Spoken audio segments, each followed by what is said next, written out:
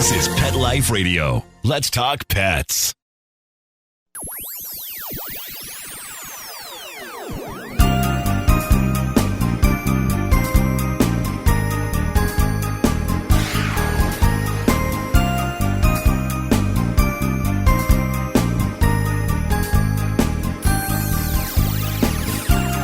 Hello and welcome to Paranormal Pets. I'm your host, Brandy Stark, and today we have a guest, Carlee Mooney, who's going to tell us a little bit about the paranormal phenomenon that has happened at her house. And she had a fantastic video of the entity interacting with her dog.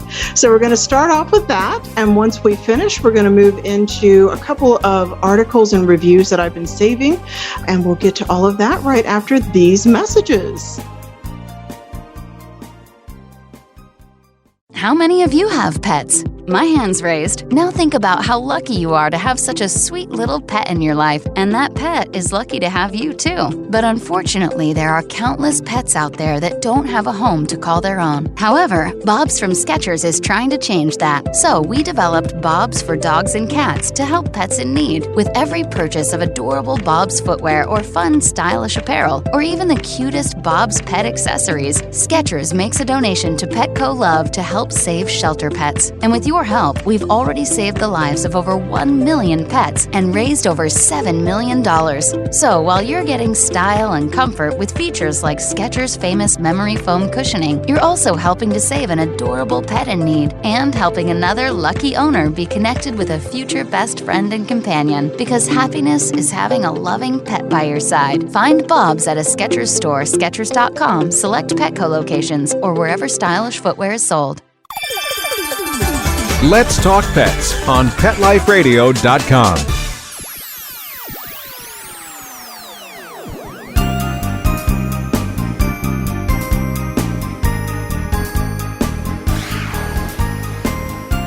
And welcome back to Paranormal Pets.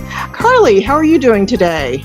I'm great. How are you guys doing? Ooh, it is a rainy day in Florida. So the good news is the last interview we did, we had about 15 bazillion gremlins trying to get it going. And your interview is going nice and smooth. So it always makes me feel a little better. I'm like, wow. I even logged into Zoom at 5 o'clock because last time I logged in 5 minutes early and it took like 10 minutes for the thing. It's crazy. Oh, but wow. I was telling our producer, Mark, that's what happens when you work with the paranormal, right? You just have to roll with it.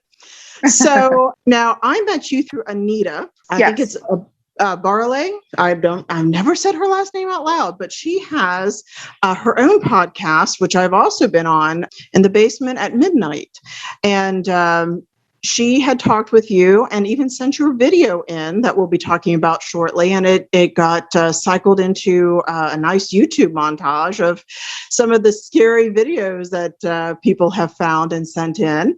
So I really want to give a shout out to her and thank her for setting it up so that you and I could talk. But tell me a little bit about your background. So we're going to get to the video, but before you caught the images, what had been going on in your house? So I've never been like a big believer in, spirits and all of this stuff. My husband is huge into it. He's always had things like following him. Him and his entire family have always had like entities around them. And when they would bring it up, I would be a little bit skeptical. So this thing that happened that I saw with my own two eyes freaked me out, and I became a believer in the paranormal. It only takes one. Yeah, definitely. And actually, that's really interesting because usually in my experience, what we find is the wife or the female partner tends to be the believer and the male is a skeptic. And so usually, you kind of find a lineage or a history of cases like that. So this is a really interesting one. So tell us what happened. So what was going on when you captured this video? So we had like a little pet cam set up in our living room because before COVID, my husband and I would both be out to work and my dog would be alone. We were able to like speak to her through it. And this all happened like right in the middle of the COVID locked down. And my husband was sitting at the dining room table working from home. I was in another room doing laundry or something. And he was talking to one of his customers, and he was just looking at Bella playing with her toy. And he saw it literally get ripped out of her mouth and thrown across the room. Mind you, my dog is like 9 years old. She's not rough in any means, especially when it comes to playing with her toys. She's very gentle with all her toys. So that was like out of the norm for her. So he pulled it up on the app that we have to control the camera. And that's where we saw the toy get ripped out of her mouth and thrown across the room. I walked out of my bedroom and my husband's face was pretty much just completely white. Like he literally saw a ghost. And I was like, what happened? Wow. And then we reviewed the video and saw that. It was nuts. That is. And the dog wasn't harmed. Mm-mm. What's her name? Bella. And what kind of dog is she? She is a boxer bulldog mix. Oh, wow. And has anything like this happened since that time? So since then, we actually moved into our first house, and our house happens to be pretty old, like World War II era. And when we first moved in, we would hear like stomping upstairs while we were downstairs. And like we weren't able to sleep the first couple nights. So there's always been stuff happening around my husband ever since I've known him. Do you have any idea who it might be? With the video that we caught, it actually happened on my husband's late father's birthday. He passed away that January, before this all happened. So it might have been him. We were on Paranormal Caught on Camera, and one of the people that were talking about the video said when like ghosts or spirits seem like they're playful and everything, they actually end up being like a poltergeist or somewhat demonic. So who knows? It was terrifying. Wow. But again, the puppy was not harmed. Did your late father-in-law, did he play with the dog when he was? No. No? Okay. Yeah, no. Oh, that is wild. Yeah. And you didn't track anything else to your prior location? No. Nope. Okay. Well, what I normally try to do, because I've been a paranormal investigator for 24 years, and I obviously have always had a soft spot for animals. So normally what I recommend, because they're actually being very good right now, what you are not hearing in the background is that I have 6 pugs and a puggle. So I have what's known as a pug grumble. And normally they are obnoxious. So I'm giving it time, because sometimes they'll give me like 15 minutes lead time, and then they become like 4-year-old children and all over the place. But I've always really wanted to protect them, because I do have one that will on occasion go on cases with us, but I've always tried to keep the house as safe as possible, because all I need is for, a whole bunch of pugs to go neurotic, because that's expensive, quite frankly. I mean, that'll cost. And ultimately, of course, I do want them to be happy. So I don't know if you've tried this or not, but sometimes just doing like a white light meditation, it's kind of the most generic thing, but it's very secular. But just this idea of you're channeling in this positive energy, and you just kind of like imagine it being pushed through the house and pushing everything negative out. And then what sometimes people will do, and I have done this, is you actually have kind of like an imaginary shield that you kind of build around your house. So you push all this energy out, and then it turns into kind of a wall and cements down, and it's around your dwelling. And you kind of renew it every now and again. It's important to do. You can't, it's a ritual. It has to be. But I have found now, my pugs have been doing some weird stuff lately, and they do this almost every year. And they're late this year, actually. Normally March, April, and May, they will start barking at something at the back door, and I cannot figure out what it is. I've never been able to figure out what it is. I wonder, sometimes my father passed away and my mother lives next door to us, and so sometimes I wonder if it's him. I don't know. But whatever it is, it's outside. I'm like, fine, you stay outside, the pugs stay inside, and we're all good. So, just kind of keep up that affirmation. But that is a really interesting video. It does look like the piece was kind of pulled forcefully from Stella and just kind of flung across the room, which is really odd. But I mean, what do you do? Her name's Bella, by the way. Bella, I'm sorry. Yeah, it's okay. But it's a very dramatic video. And I would imagine boxer mix, they're strong, very muscular. Definitely. And she's not, I mean, she's, we will say she is a mature lady, but certainly, I mean, I've got a 16-year-old pug, that you could probably, push over pretty easily, but 9, they're still pretty hale and hardy. Yeah, definitely. So how long ago was the video taken? That was April of 2020. That is recent. Wow. Yeah, very. Okay.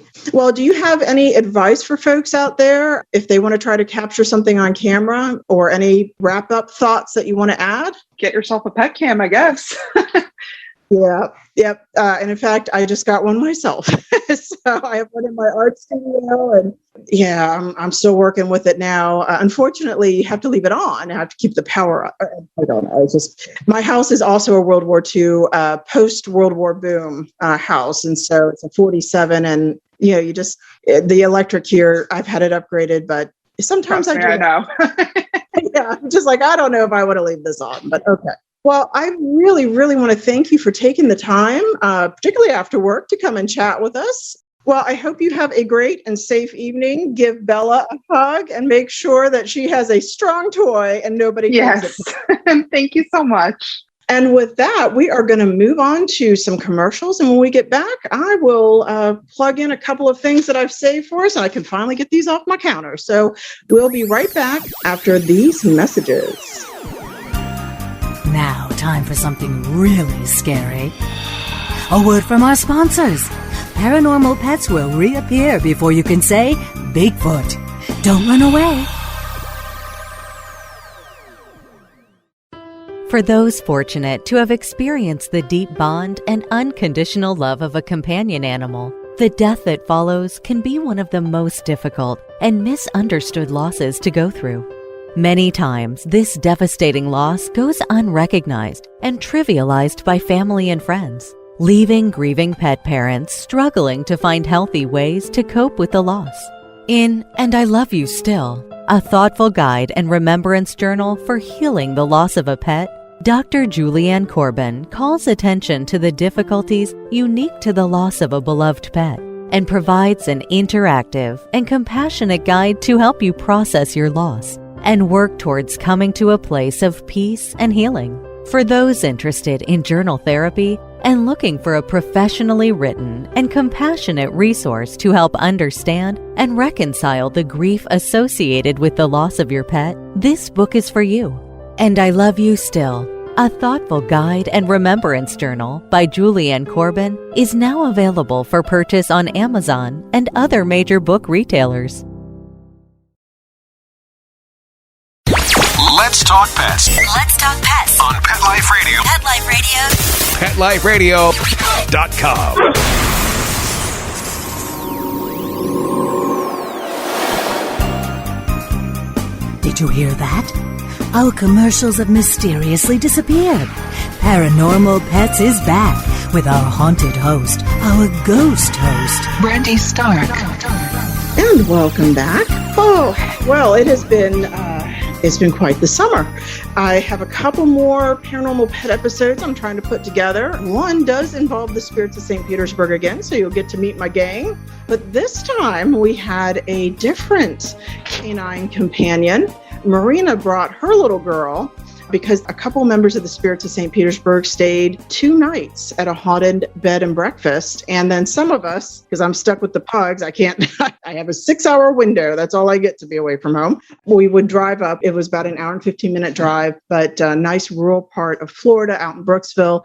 And we met for a day investigation. But this place had a ghost dog, according to legend, and the little visiting dog that came with Marina also had some interactions. So we are going over all of our evidence next week. And so hopefully we'll be able to kind of pull together, get a nice evening together, and actually play some of the clips for you. Now that we've gone to kind of a new interview format, it works a lot better for things like that. And we do have some pretty good audio clips. So, but with that being said, this is an article that came out, in June. I've been holding on to this since June.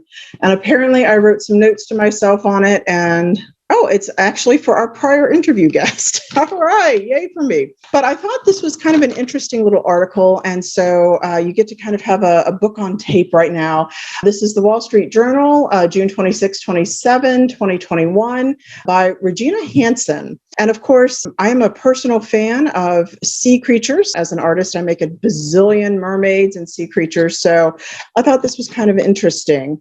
And it references kind of a paranormal incident, or at least a very unusual one, when a lobster diver was actually swallowed by a whale in Cape Cod. So what a great way to start. Earlier this month, Cape Cod lobster diver Michael Packard made headlines around the world when he claimed to have been swallowed by a humpback whale and then spit back out. Though the story has its skeptics, its popularity reminds us of the continuing power of sea myths, which are as old as the art of storytelling. In particular, Mr. Packard's story echoes the biblical book of Jonah, who languished in the belly of a giant fish or whale for 3 days before being freed by God's command. There are other sea monsters in the Bible as well. The prophet Isaiah refers to the Leviathan, the dragon that is in the sea, which Christian scripture associates with Satan. Christ's victory over Leviathan, and by extension over evil itself, is described in the book of Revelation. And he laid hold on the dragon, that old serpent, which is the devil, and Satan, and bound him by 1,000 years. The connection of sea monsters with apocalyptic events is also reflected in Norse mythology in the figure of Jorgenmander. Oh, I guess I got it right. Penelope responded. Jorgenmander, the serpent that inhabits Midgard, the ocean that circles the human world.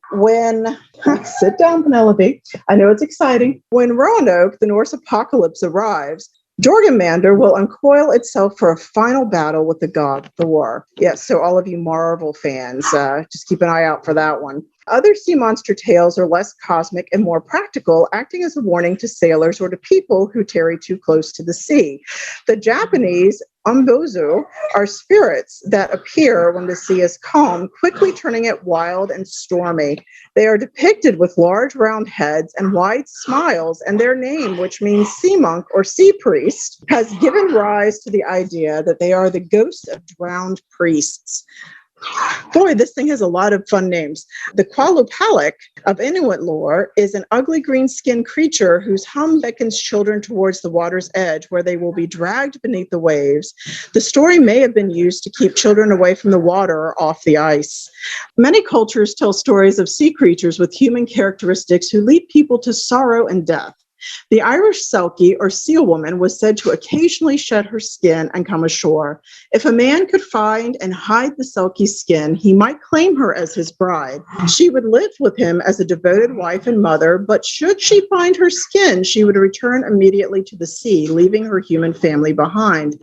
The siren of Greek myth was deadlier. Part woman and part bird, her song lured sailors to leap into the sea and crash their ships onto the shore. The Akuse, a Scottish water spirit, can take on the form of a handsome man. Ooh, I might not mind seeing one of those. And unfortunately, sometimes also transformed into a beautiful horse, not as exciting or attractive, that lures people onto its back before galloping into the sea. Mami Wata, who appears in many African traditions, is a more benevolent figure associated with good luck and wealth, although, like the sea itself, she can be both seductive and dangerous.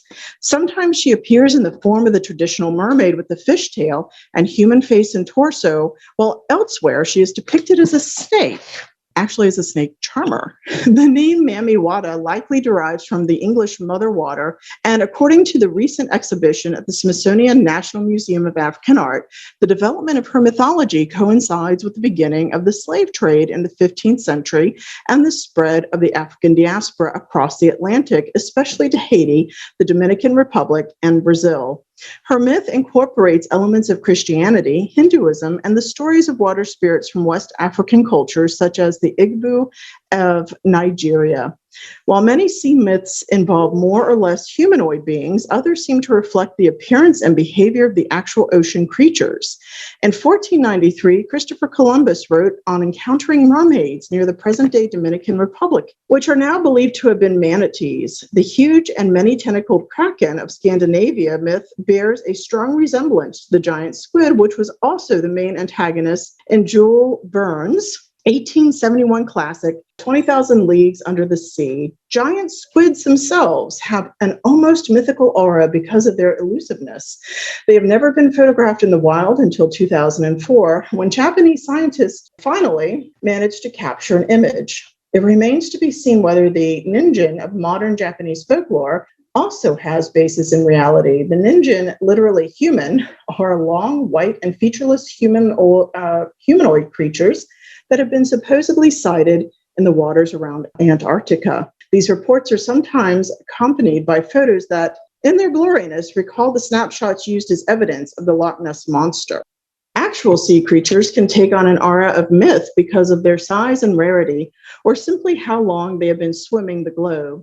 The blue whale, the largest animal that has ever lived, is rarely witnessed, and since the creature is considered endangered, each sighting is an occasion for celebration. And they really are. They're massive. I can only imagine seeing one in person. Sharks have been around for 450 million years, long before human beings came along. They inspired primal fear, still best expressed in Steven Spielberg's 1975 film Jaws, but also a strange devotion with its Discovery Channel's Shark Week programming, which draws millions of viewers and becomes part of the American cultural lexicon. The edge of medieval and Renaissance maps were often decorated with sea monsters and merpeople to represent the unknown that lay beyond the marine horizon. While no extant history maps actually include the Latin words Hic sunt dracones, here be dragons, they are inscribed on the Huntley Note Globe, made in 1504 and now owned by the New York Public Library.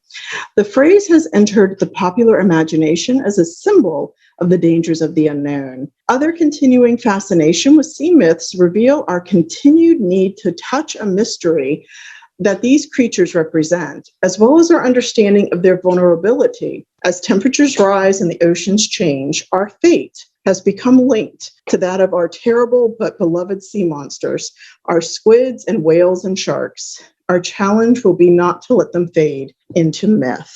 So I thought that was actually a very well done article, very inclusive of multiple cultures around the world. So the other little item that I have, and this is great because this can finally go to the Paranormal Little Library, is that I read an older book by Linda S. Godfrey, who I think is known for Monster Quest and such similar series. This was called Real Wolfmen, True Encounters in Modern America. And the book actually describes wolfmen encounters, humanoid dog-like creatures that aren't quite werewolves. They are basically more like wolf with anthropomorphic features. They're able to stand up. They create a psychological sense of terror, and they are sighted, a lot of them in Wisconsin, it turns out. If you ever have the opportunity to read the book, and as I said, it's a bit older, it was sent to me for the Paranormal Little Library, and this actually took me a year to read, not because I'm a slow reader, but just because it just wasn't the most intriguing book. I'm not sure how to explain that beyond that. It was just kind of thick, and I really thought I'd tear through this book, and I just kind of found I just had to keep putting it down. I would just take it a chapter at a time, and I am very surprised at that. Normally, for something like this, it's a 3-day thing. I'll read it on the exercise bike, and off we go.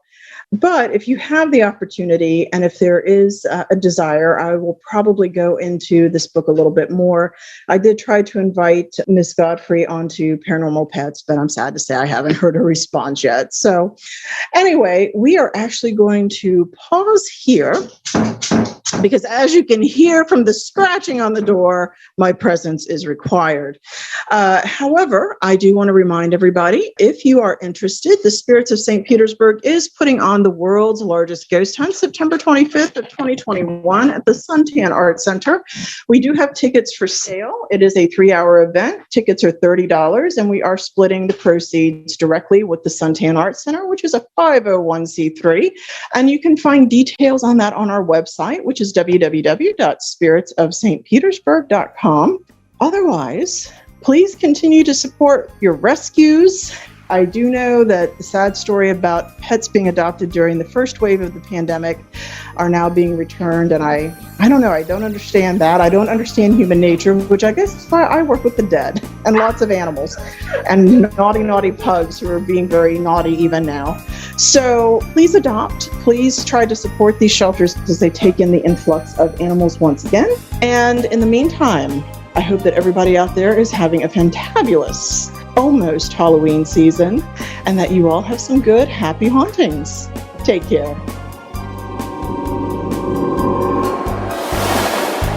Pet Life Radio presents Paranormal Pets, where you can always expect the unexpected.